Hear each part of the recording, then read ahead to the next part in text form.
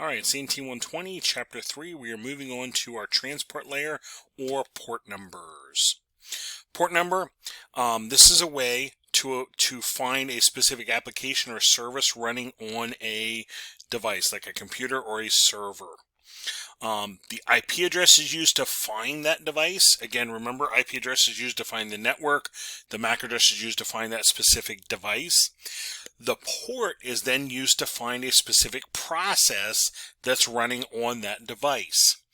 Now, remember, I might have multiple things running on my computer at one point. I might have my browser open with a couple tabs. I might have my email application open checking email. I might have a music service streaming.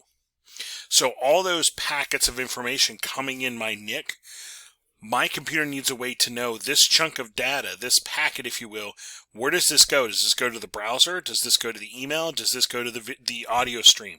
Where does it go? Well, port numbers are a way to identify what service, what process should this be going to on this specific device. So the port number is used to find that application that might be running among many on a system. Here's a picture I found of, here's my client computer, and I might actually be browsing, and I might be having email running. Well, as I go to communicate with a server, here's a server over here. The server might be running multiple services. So how does the server know what service I want? Well, my client is going to communicate with a specific port. My web client here, my browser is going to communicate with a specific port, and now my server knows, oh, you want to talk to this service over here. Okay. And then it can respond to me. That's what this is allowing us to do, to talk to a specific service or process running on a device. A socket number is literally the full address of the IP of that device, and then the actual service that's running. So it actually consists of two pieces. So example one, let's say I'm going to do a telnet session. Telnet, the port number is 23. And I'm trying to telnet to this device, this IP, 1043.387. Well, to get the telnet process or service running on that device, I'm going to use the IP, and then I'll throw a colon here with the telnet service port number.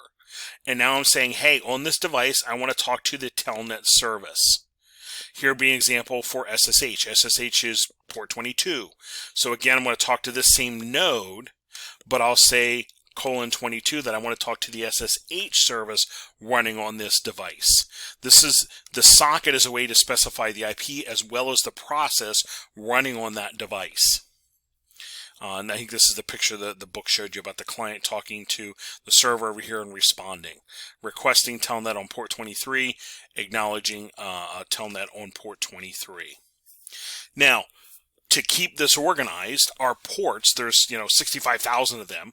IANA has them grouped into three categories. There's well-known ports, there are registered ports, and there are dynamic and private ports. Well, the well-known ports are for well-known applications and utilities that most people are using. So those are in roughly the first 1,000 port range. And those specific applications have ports assigned to them. Things like FTP are 20 and 21. SSH is 22. Telnet is 23. Sending mail, simple mail transfer protocol is 25. Domain name service, domain name system, 53. DHCP uses 67 and 68. Web traffic, 80. Secure web traffic, 443. HTTPS. Okay. Those are examples of common ports in that range. There's common ports in the well-known port range. The next range of numbers, 1,000 to basically 49,000.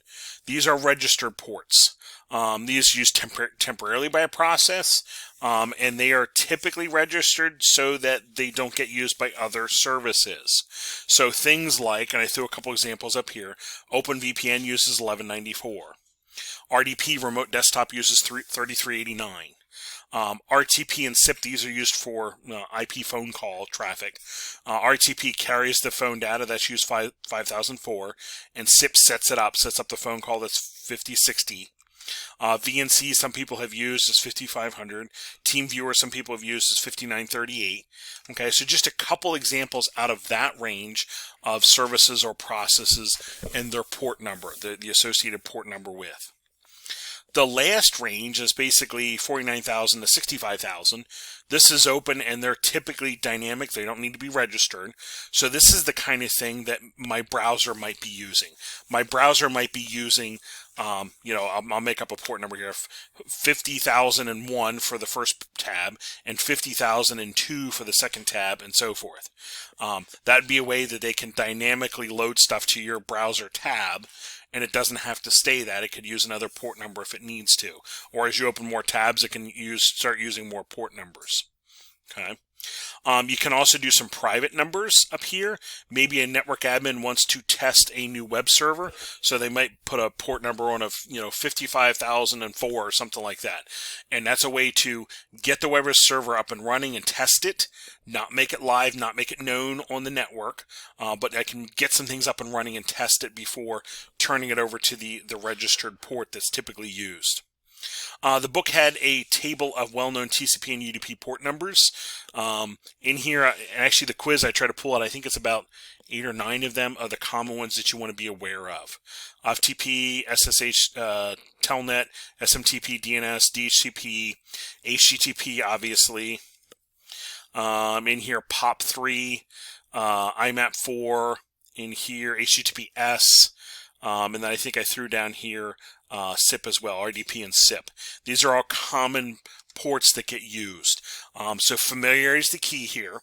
And those of you in security, this is stuff that eventually you'll need to know because you'll be using these ports to write security rules, whether it be access lists or firewall rules. These are ports you typically refer to or reference in your rule writing. So these are things that the sooner you're kind of familiar with them and know them, the easier things down the road for you are. Now, the full list of TCP port numbers, I can go to a place like Wikipedia here. And this is actually a list of TCP and UDP port numbers. And as you go here, they even tell you the whole breakdown, actually what the color code is. And in here, they give you the breakdown of the ports. Here's the ports, and the 0 to 1,000 is basically the well-known ports. As I scroll down through here, here is DNS 53. Going down here to 80, HTTP, and so forth. And I can actually, the nice part about this is I can use a Control F and say, hey, open VPN, what is that using? There it is, 1194. This is a great reference to be able to look up a specific port number. Again, you might install a new service that's running and you see a port number being used. Before filtering or shutting it down, you might want to double check, is this something that is needed and running on our network, or is this a port that has showed up because of an update and it's opening a port that we don't want open? So you're going to need to research these as things come along to know whether it's stuff you block or enable or what it is. All right, in the next section, they start talking about some of the common protocols, and they kind of give you a little bit of background on some of these. So we'll touch on these real quickly. And I put the port numbers here just so you recognize these are services, and here's the port numbers associated with them, just so you recognize what they are. First thing they mentioned was TFTP. That is actually an application layer protocol. This is handy for FTP. You can send a large files. TFTP allows us to send small, usually basic text files and or binary files. And this is a way that I can send configuration files to things like IP phones, routers, and switches on boot up. This is also a way that I can save running configurations on routers and switches to a backup. I can save them to a TFTP server for backup purposes. That is something we actually use in one of our 125 labs. We use an TFTP server. NTP. This is a way to keep clocks synchronized in our network. This is actually how our laptops and desktops and our phones get their updated time. And it's crucial in a network to have things timed, time-stamped, and everything else. This is a way that gets done. So when you set your clock to automatically set its time, it's actually using NTP to do this. And actually I have out here just a little... My device is going to say, hey, what's my time? And it's going to literally hit a NTP server, and it's going to update its time from that. I have a fun little video here about a Time Lord. I'm putting little air quotes around that. One of the people that actually works on the NTP system. That's a fun little video if you have it's about 3 minutes long about that. And they have fun with that because Time Lord is a Doctor Who thing. LDAP, another application layer protocol, lightweight directory access protocol. This is a way to access network-based directories and resources. This is a way that, as you have, I think here, you can sign into a single entity, and this can get you authentication to multiple other resources. Lightweight discovery access protocol is a way, you can do a single sign-on and then have that reference other resources out there for you. Server message block, SMB. If you did early file sharing in Windows, this was a common way to do that. I'm actually moving files around and sharing resources in a Windows system using SMB. And if you've ever set up a file share in a Linux environment, a lot of times you were setting up a Samba server, SMB Samba server. That was a way that I could share resources between Windows and Linux systems. The SMB, the Samba server, was a way to do that. Syslog, another application layer protocol. There's a number of different ports here depending on whether you're doing straight syslog or secure, if you will. It all depends on the utility you're using for this. But syslog is a utility that just logs events, almost kind of like an event viewer. It doesn't give any more information other than this particular event, this particular thing has occurred. But it's also a database of information you can reference and pull from to know, do I have events in here that I need to address? And here's a syslog viewer, if you will. It's kind of viewing those as events. SQLnet or SQLnet. This is a way when you're dealing with SQL databases to have, and I think I have right here, as far as a user's concerned, I'm accessing a database, but it might actually be two different databases. There might actually be two different databases that we're referencing, and the SQLnet is actually communicating between them to make it seem like a single database that you're communicating with. I threw these in here at the end, SIP and RTP. The book doesn't have them, but I'm just doing them for familiarization for you. SIP, another application layer protocol, port 5060, 5061. This is the protocol that gets used typically to set up an IP phone call. This is the one that actually sets it up and rings the other phone and gets it initiated, and then it hands it off to another protocol to carry the data. So this is typically the one that's actually doing all the setup. The dialing and the ringing, and then once it's connected, it hands it off. And I show you here that the SIP is the one setting up, and there's another protocol that's going to kick in to actually carry the data. Which brings us to RTP, Real-Time Transport Protocol. Another application layer protocol. I know it says transport in there, but it's another application layer protocol, port 5004. This is the one that's actually going to carry my voice payload, my video or voice payload for my IP telephony traffic, if you will. So SIP was setting it up typically. RTP is the one that's actually going to carry the voice data between our phones. So here I give you another example of here SIP setting it up. And then once it gets set up, we're done ringing and everybody's, picked up their phones, the actual transfer of the data between the two phones is going to happen with RTP. That's one that's going to carry the actual voice data, the payload, if you will, between our phones. We can use a device like a protocol analyzer or a sniffer. If you've used Packet Tracer, in there we have the sniffer. That's basically a simple form of a protocol analyzer. If you're on campus and labs, we've used Wireshark. Wireshark would be an example of the protocol analyzer we use in our lab room.